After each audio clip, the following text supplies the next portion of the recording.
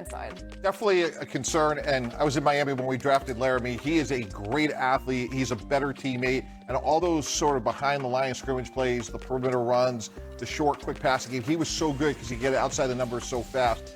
So this is far from ideal, but Brandon Coleman's played 28 games in the NFL, and if there's a silver lining, it's August 10th. So players like Taylor Decker are out there, or maybe you trade for somebody like Walker Little, who's in Jacksonville, who's back up now. So you see what you have in Brandon Coleman. First-time play caller David Blau has his work cut out for him. But when you talk to opposing defensive coordinators in the league, they say, what makes Sean McVay so good? Sean McVay is one of those guys that could cover up for subpar play on the offensive line.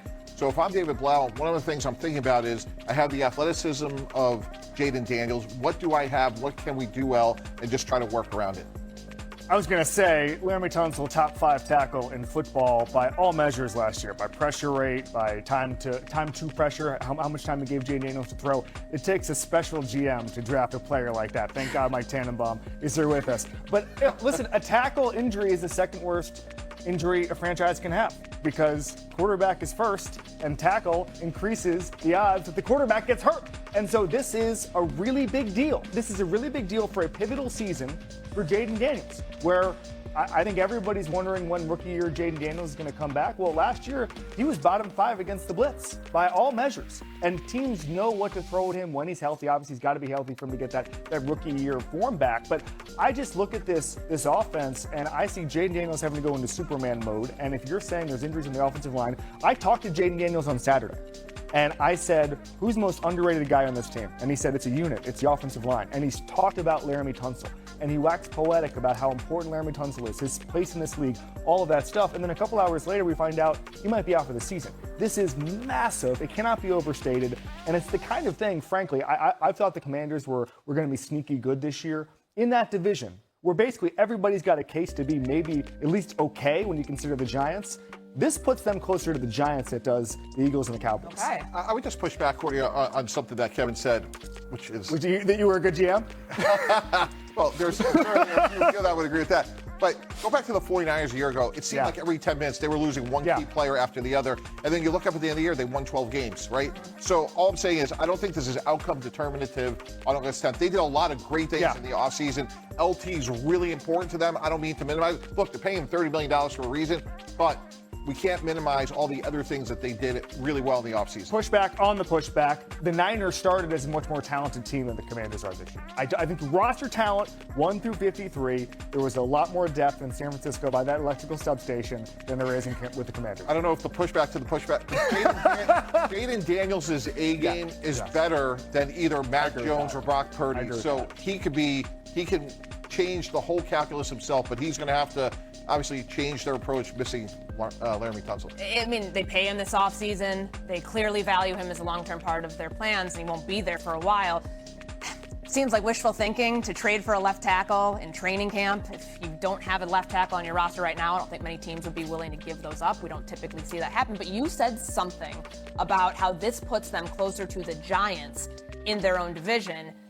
Can they survive without Laremy Tunsil and be a legitimate playoff contender to get back into that race that they were 2 years ago? I have my doubts, and I was high on them going into Saturday's practice when I saw this. And by the way, if you were there, it did not seem like a season-ending injury for Laremy Tunsil. Right. I mean, that was the most important thing. He went in the facility. It didn't look like anything. You know, some of those guys, you go in the facility, it's a bathroom break, and then they come out.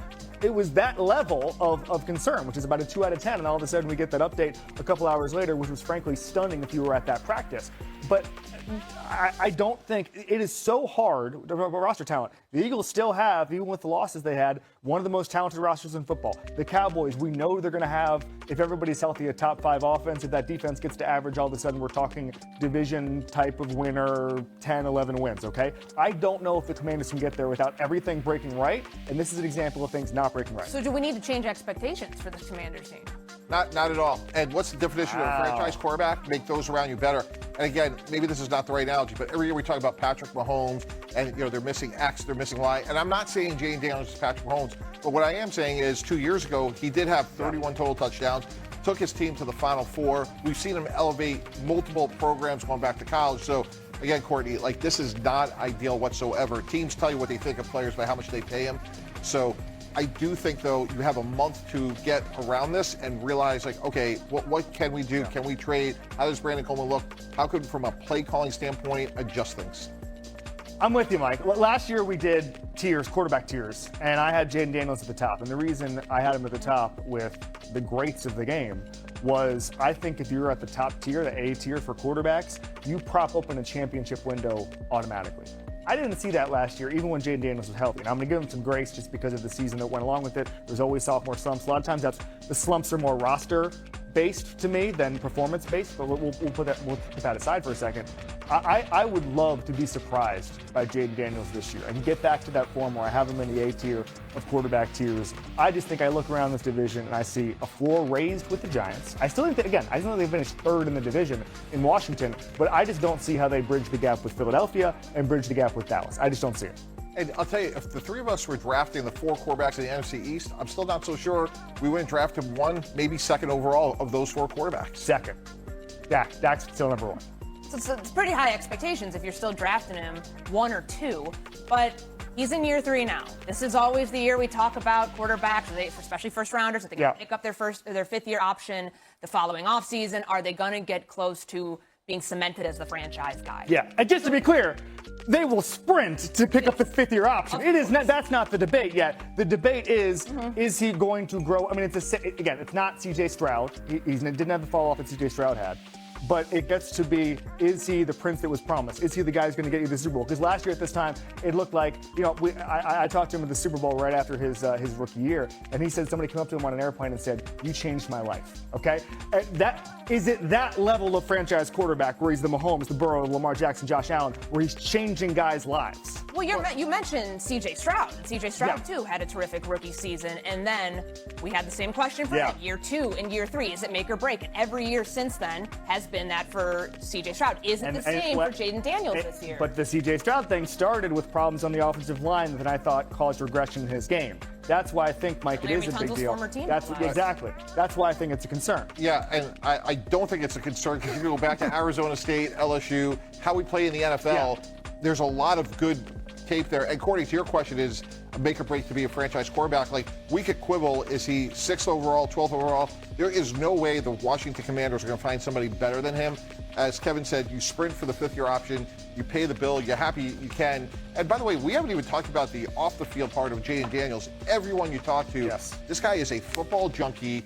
He watches more film than anybody, and he brings his teammates along. So when you're in a major market like he is in the Northeast, the temperament, the ability, like, they're lucky to have him. It was a great draft choice. And look, they were smart. They were trying to protect him.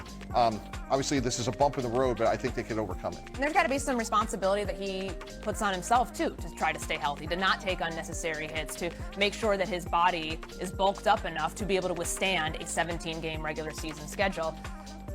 What does success look like for him? Yeah, because yes. he set the bar up